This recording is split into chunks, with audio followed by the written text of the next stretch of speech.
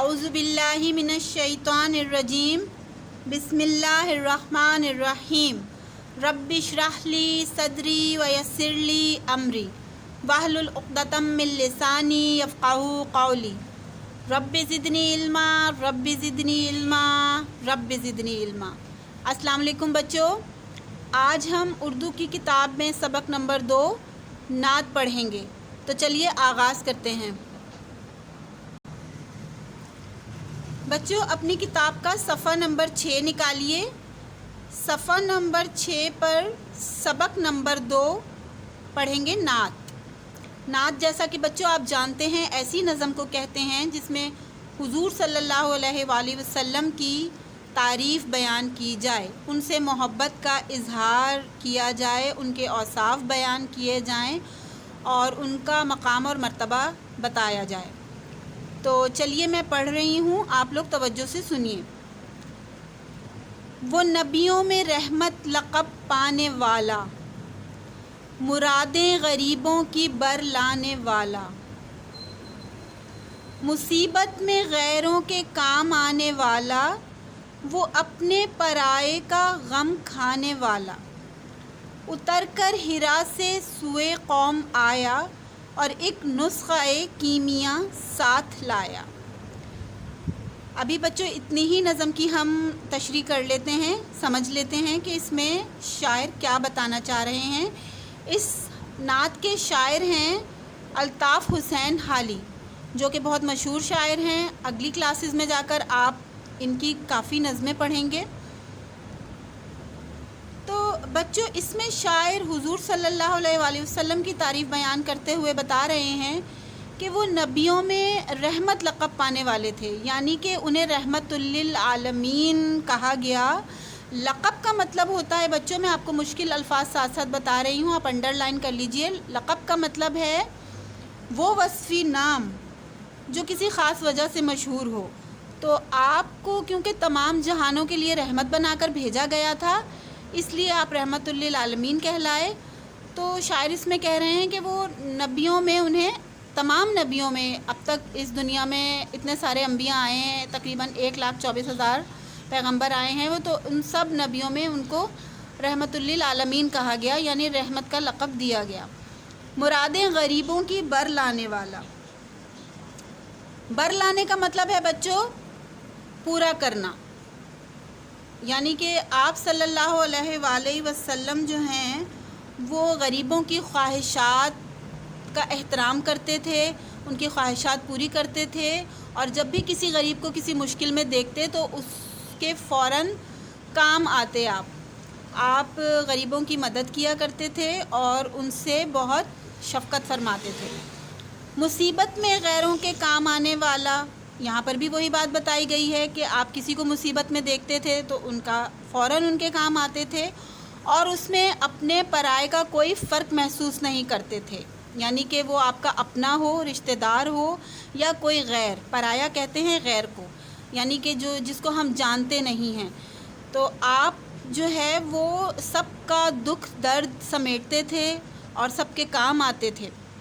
اتر کر ہرا سے سوئے قوم آیا اور ایک نسخہ کیمیا ساتھ لایا، یعنی آپ صلی اللہ علیہ وآلہ وسلم پر جب وحی نازل ہوتی تھی، پہلی وحی آپ پر کہاں نازل ہوئی؟ غار ہرا میں۔ ہرا سے مراد غار ہرا ہے۔ تو غار ہرا بچوں بہت اونچی پہاڑی پر واقع ہے۔ غار ہرا کافی اوپر جانا پڑتا ہے ہمیں۔ تو انہوں نے لکھا ہے کہ اتر کر ہرا سے سوئے قوم آیا، یعنی قوم کی طرف آیا۔ جب آپ پر وحی نازل ہوئی اور آپ اپنی قوم کی طرف آئے لوگوں کو بتانے کے لیے کہ میرے پاس اللہ کا پیغام آیا ہے، اور ایک نسخہ کیمیا ساتھ لایا۔ نسخہ کیمیا بچوں سونا بنانے کا طریقہ کہلاتا ہے۔ نسخہ کیمیا، نسخہ کیمیا کہتے ہیں سونا بنانے کے طریقوں کو، لیکن یہاں پر مراد شاعر کی قرآن پاک ہے، یعنی کہ آپ ایسا نسخہ اپنے ساتھ لے کر آئے۔ آپ کے پاس اللہ تعالیٰ کا جب پیغام آیا، وہی نازل ہوئی، تو وہ قرآن پاک جو ہے وہ ہمارے لیے کسی سونے سے کم نہیں ہے۔ اس میں ہمارے لیے تمام ہدایت کے راستے ہیں، تمام ہدایت کی باتیں ہیں۔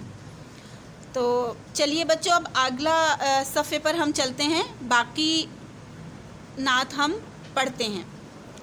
مس خام کو جس نے کندن بنایا، کھرا اور کھوٹا الگ کر دکھایا۔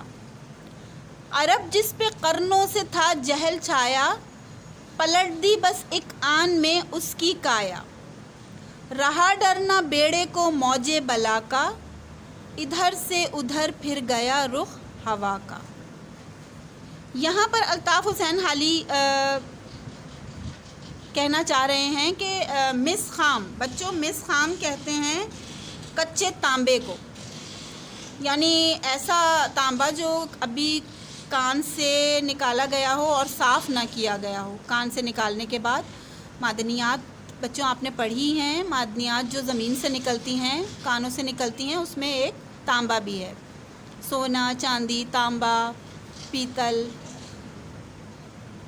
تو مس خام یعنی کہ ہماری قوم جو تھی وہ ایک کچے تانبے کی طرح تھی جسے صاف نہ کیا گیا ہو، اور حضور صلی اللہ علیہ وآلہ وسلم کی تعلیمات نے انہیں کیا بنا دیا؟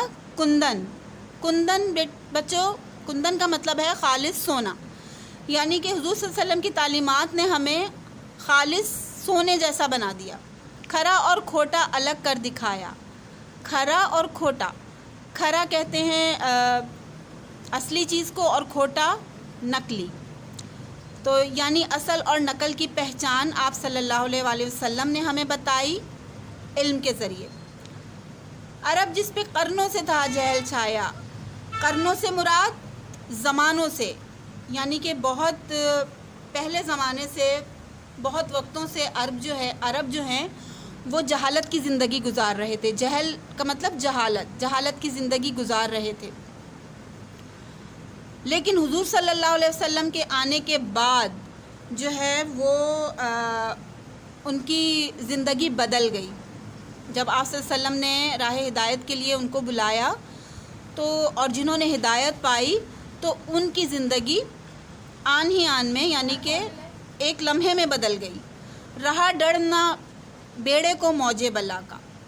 بیڑا کہتے ہیں بچوں کشتی کو، ناؤ کو، جو سمندر میں کشتی ہوتی ہے، جہاز ہوتا ہے، بیڑا کہلاتا ہے۔ موج بلا مصیبتوں کی کثرت، یعنی کہ جب انسان پر بہت مصیبتیں آتی ہیں، یا سمجھ لیں کہ یہاں بتایا گیا ہے کہ جب ایک کشتی کسی سمندری طوفان میں گھر جاتی ہے، تو لیکن جب لوگوں نے حضور صلی اللہ علیہ وسلم کی بتائی ہوئی تعلیمات سے روشنی حاصل کی تو انہیں کسی چیز کا ڈر نہیں رہا، ان کے لیے کوئی مشکلیں مشکل نہیں رہیں، کوئی مصیبتیں مصیبت نہیں رہیں، اور ان کی زندگی جو ہے وہ ایک روشن چراغ کی مانند ہو گئی، اور ان کی زندگیاں حضور صلی اللہ علیہ وسلم کی تعلیمات نے، آپ کی سنت نے، آپ جو قرآن کا تحفہ لے کر آئے، قرآن میں ہر مسئلے کا حل موجود ہے بچوں۔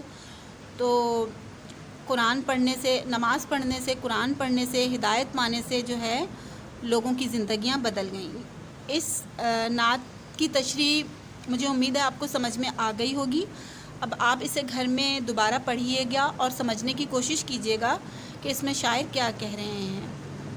آج کے لیے بس اتنا ہی، اجازت دیجیے، اللہ حافظ۔